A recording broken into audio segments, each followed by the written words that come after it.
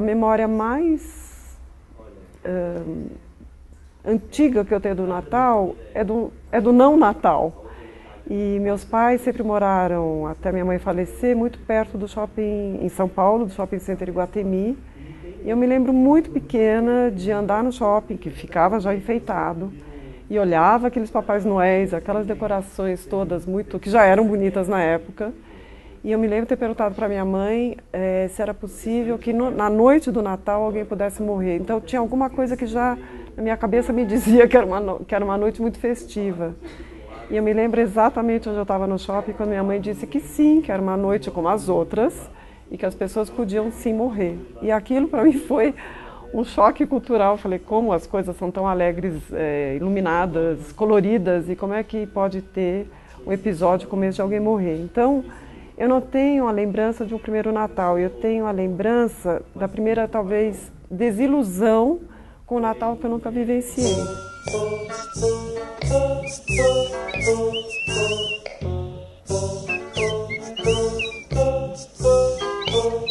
Sempre tentava esperar ver o Papai Noel chegar, né?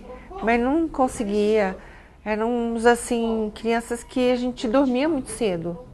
Tá? Não tinha essa história de esperar a novela das 8, das 10, das 11. Não, 8 horas da noite já estava pagando mesmo. Ainda mais na idade pequenininha ainda que se acredita em Papai Noel. Então, dormir mais tarde mesmo, lá para os 11 anos, por aí já estava, né? Já não tinha mais Papai Noel na imaginação, não. Minha primeira recordação de Natal me remete à casa da minha avó paterna, onde ela tinha os 10 filhos dela, que todos eram obrigados a estar lá na noite de Natal com suas esposas e filhos. O meu pai, ele se casou aos 56 anos, eu sou a primeira filha dele, então eu era o bebê dentre todos os meus primos, que muitos deles já tinham filhos. Depois que ela faleceu, a minha mãe chamou para ela essa obrigação do Natal. Nós também morávamos no bairro Campestre e ela trazia alguns dos meus tios, mas aí minha mãe era muito festeira, chamava também os vizinhos. Então, depois de 10 anos, quando eu tinha 10 anos, começou a ser na minha casa, que era muito grande. Meu pai tinha casas de aluguel. E assim, a minha mãe também impôs a mesma tradição em cima dos coitados dos inquilinos dela. Todos tinham que ir na festa de Natal na casa dela. E aí vinham os inquilinos, traziam os parentes, os filhos. Minha casa sempre no Natal, principalmente no Natal, esteve muito cheia. Seguindo a tradição da minha avó, a minha mãe continuou, junto com meu pai. A gente procurava fazer A gente praticamente copiava, né? Hoje eu vejo que era bem uma cópia. A gente buscava na rua papel de cigarro, que era todo prata, e a gente pegava um galho seco, enfeitava ele, enrolava a prata, né, todinha, em todos os galhos da árvore, nos troncos, e recortava a bolinha, embrulhava a caixinha, e te pendurava bagulho na árvore de Natal, punha algodão, né, na lata que enterrava aquilo, que fixava aquele galho seco, e fazia a nossa árvore de Natal, bem lindona. E tinha um presépio de papel, que era bem tipo, abrir, sabe? E já eram figuras feitas de papel.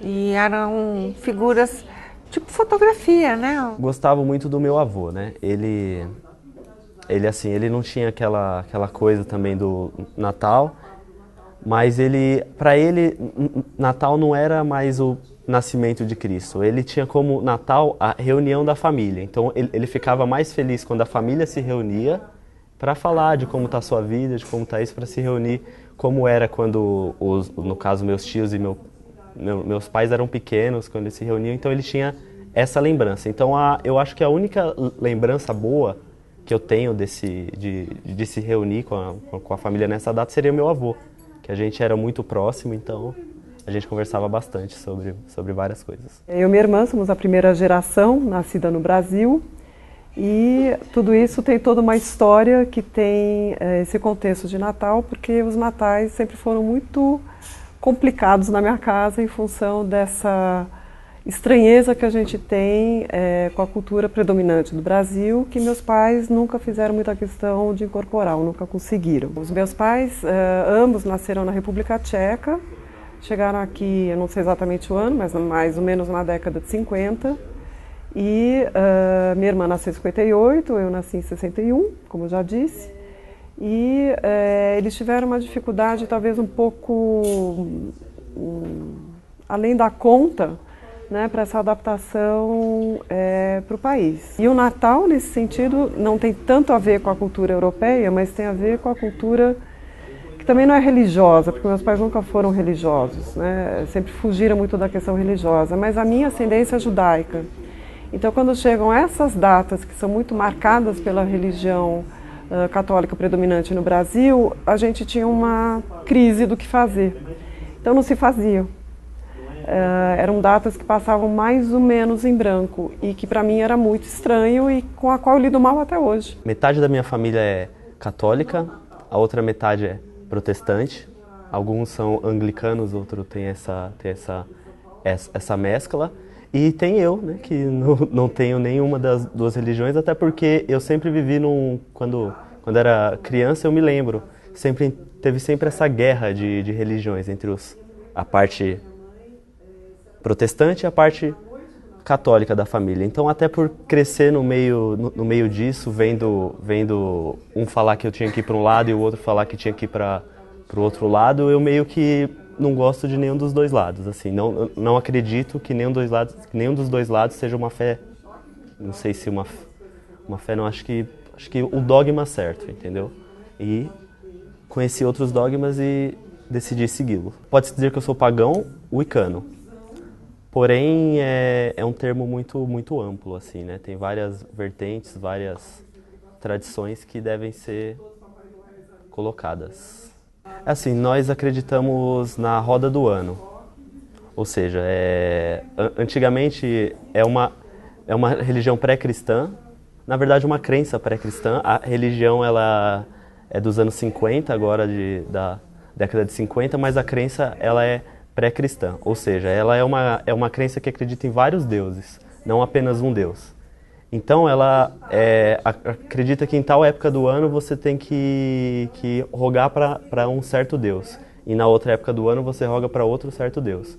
Então varia muito do ciclo da lua, do ciclo das estações do ano. E a gente prega isso, né? Prega a paz com a natureza e com a terra. E o que fazia, assim, parte da nossa cultura é uma festa que tem um outro significado, que não tem nada a ver com o Natal, mas que tem a ver com a tradição judaica, que se diz que é um milagre que aconteceu,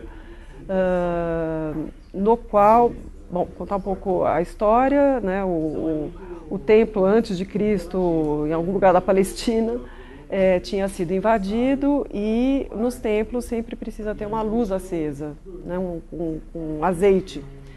E depois que o templo foi devastado, se achou um pouquinho de azeite e todo mundo considerou na época, os rabinos, enfim, os religiosos, que aquele azeite duraria por apenas um dia, né, e milagrosamente durou por 8 dias.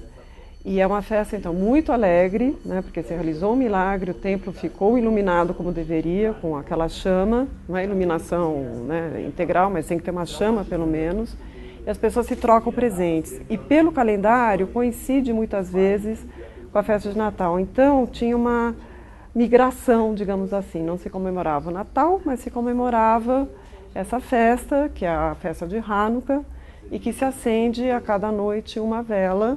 E eu trouxe aqui até para mostrar, que é esse candelabro. Então você primeiro põe uma vela aqui, que é a mais alta, e essa vela a cada noite vai iluminando, vai acendendo as demais. Você nunca pode acender, não me pergunte o motivo, a primeira com a segunda, é sempre a partir dessa, né? Sempre tem uma vela em destaque na menorá, que é como a gente chama esse candelabro. Então isso, na verdade, compensou um pouco o Natal, mas é parcial, né? Porque a cultura predominante não é essa, né? Mas era uma festa que a gente tentava dar um pouco essa alegria. Na verdade, o que seria o Natal, pra gente, seria o Yule, que é um feriado que é não o nascimento de um ser, mas sim o nascimento do Sol no hemisfério norte, que para nós aqui do hemisfério sul seria em junho, seria no dia 21 de junho, e para eles no hemisfério norte é no dia 21 de dezembro, mas no dia 25 nós não comemoramos nada. Porque você está num não lugar, né? Tá todo mundo fazendo uma coisa, uma obrigação de ser feliz, você tem que estar feliz, você tem que estar em grupos, você tem que estar em família, você tem que estar com o peru de Natal, você tem que ter, tem que, né? E em parte a gente cumpre, em parte a gente não cumpre. Então, alguns anos, tem uma regra, alguns anos eu invento, eu faço um peru de Natal. Péssima cozinheira, mas eu faço peru de Natal em casa, né? Para ter algum ritual. Sempre tinha, né, a lasanha, o macarrão, o arroz, para todo gosto, viu? O frango caipira, tinha a salada, a maionese, que mais que tinha? Tinha pizza também, que chamavam de pizza, aquilo que nem é uma pizza, é uma torta. A gente faz torta de liquidificador, é bem aquele tipo, era pizza. E o auge mesmo era a sobremesa, que era um bolo de nozes, né? Tinha o assado também, né? Que era leitoa assada, ou era um pernil, ou era uma leitoa, né? Que era temperada em casa e levava para padaria, assava na padaria, porque era muito pequenininha, o forno era muito pequenininho, não cabia aquilo tudo. Então eu levava para padaria para assar. O que era mais assim, que a gente esperava muito, com muito entusiasmo, era a cesta, né, que a gente recebia de Natal, que vinha um monte de coisa gostosa. Além de tudo aquilo que já era feito em casa, vinha aqueles doces que eram diferentes e eram raros, né, a gente conseguir e a gente ter durante o ano, que era o damasco, né, seco lá, e doce de figo também seco, as castanhas, eram coisas mais difíceis de a gente ter diariamente. Aliás, era só aquela ocasião que tinha.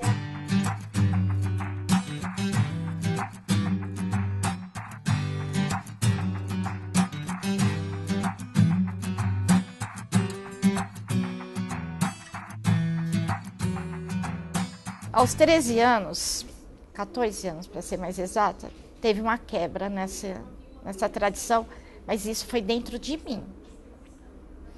Naquela época eu tinha uma grande amiga que a minha mãe gostava também, mas que a mãe dela faleceu naquele ano. Só que surgiu um boato na vila que ela tinha perdido a virgindade. E ela estava sozinha na casa dela na noite de Natal e eu fugi para ir visitá-la durante a festa da minha casa. Minha mãe percebeu, foi me buscar, assim, apanhei muito e quebrou, porque eu sempre achei que a noite de Natal era uma coisa para você acolher. E isso marcou muito, muito, porque minha mãe não deixou, por causa de uma fofoca que havia acontecido aí o bairro Campestre ainda era um bairro muito ligado a essas tradições, e eu não pude ficar com a minha amiga, e ela também não pôde vir na minha casa, mesmo estando órfã a partir daquele ano. Então quebrou. A partir dos meus 14 anos, a festa de Natal, mesmo sendo dentro da minha casa, eu ia para dentro do meu quarto e me trancava. Na minha adolescência eu queria fugir em todos os natais, eu inventava de viajar. Então eram os acampamentos, enfim, que era uma coisa viável, porque eu também conheci muitos jovens da comunidade judaica, então a gente meio que fazia os combinados. Então a gente escapava do Natal até o Ano Novo. Eu não sei o que meus pais faziam, né? Mas aí eu já tinha 17, 18, 19 anos, né? Então a gente fugia, né? Fugia não, a gente saía para viajar. É engraçado, agora eu estou pensando nisso. Era um jeito de transformar uma coisa ruim em boa, porque aí não tinha obrigação familiar, eu podia viajar. Então é muito relativo. Às vezes eu jogo videogame, às vezes eu saio, vou para um parque, às vezes... E à noite eu durmo. Basicamente, eu não tenho tanta essa relação com as pessoas. É óbvio, quando eu era menor, até pela imposição da família, tinha que se reunir, mas eu nunca tive a fé que realmente aquilo era o que existe, ou que, enfim, que eu acreditava. Eu nunca tive essa fé. Mas, às vezes, antes dos 10 anos de idade, dos 11 anos de idade, por imposição, eu tinha que ficar em volta da mesa, o que acaba traumatizando a gente, porque hoje em dia as crianças elas não escolhem a religião. Os pais e a cultura impõem a religião para ela, e isso é muito ruim. Tipo, quebrou o elo, né? Quando minha mãe morreu. Aí não foi mais todo mundo para lá. Não tinha. Quebrou. Teve um Natal muito marcante, porque minha mãe já tinha sido, meu pai estava na minha casa, acamado, ele tinha 88 anos, e eu fazia 12 dias que eu tinha saído do hospital porque eu tinha tido um bebê. Meu ex-marido pegou os filhos mais velhos e foi embora para a chácara. Chegando lá, a mãe dele falou: como? Cadê sua esposa? Volta. Dia 24 ele teve que voltar e vir me buscar com meu pai, que estava nós dois lá chorando as pitangas. Mas foi um Natal que me marcou porque, como eu falei, família de português. No meu nascimento, estavam todos os irmãos do meu pai esperando. Quando a minha avó, que fez o parto, saiu, falou: menina, virou todo mundo, foi embora.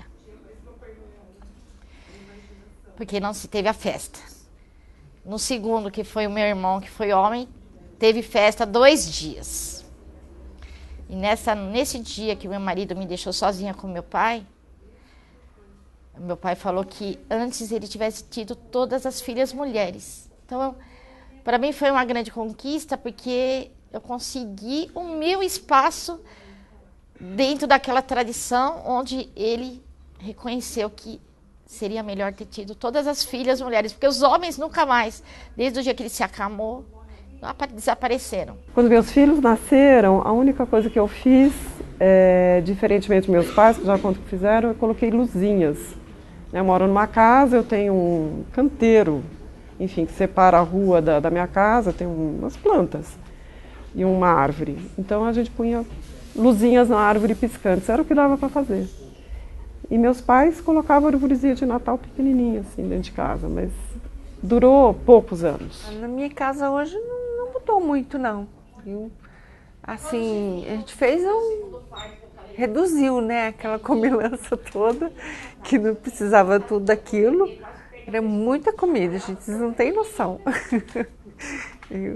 E mineiro é meio exagerado também, né? Então a gente come, lá eles comem muito, é demais da conta. Acho que eles nasceram para comer. E aqui a gente faz uma coisa, minha família, minhas filhas, meus genros, vem todo mundo para minha casa, todo ano, Natal. A gente passa Natal e aí o Ano Novo cada um vai para casa do noivo, do namorado, cada um se espalha. Mas, infelizmente, também com o divórcio, o que vem? A ruptura de novo. Chegamos a esse passo agora na minha vida, que é realmente 2 famílias, 2 natais, os filhos passam o Natal com o pai, o Ano Novo comigo. Então, a minha família se divide no Natal.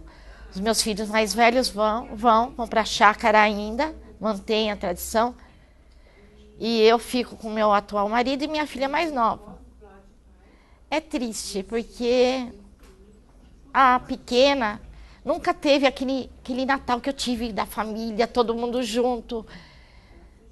Então fica assim, aquele sentimento de Natal mesmo, eu perdi. E a segunda decepção, que também tem a ver com o Shopping Center Iguatemi, que tinham todos os Papai Noéis ali todos os anos, foi de perceber que Papai Noel não existia, né? Então, quando eu percebi o fiozinho da barba postiça, aquilo para mim também foi um choque de vida e que é muito esquisito, porque eu não comemorava, mas eu tinha uma certa crença, por assim dizer, né?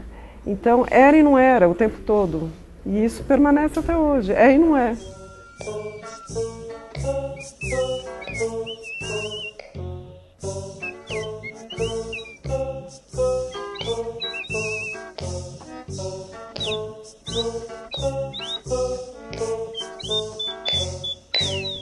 Flor caminha toda manhã, Flor caminha.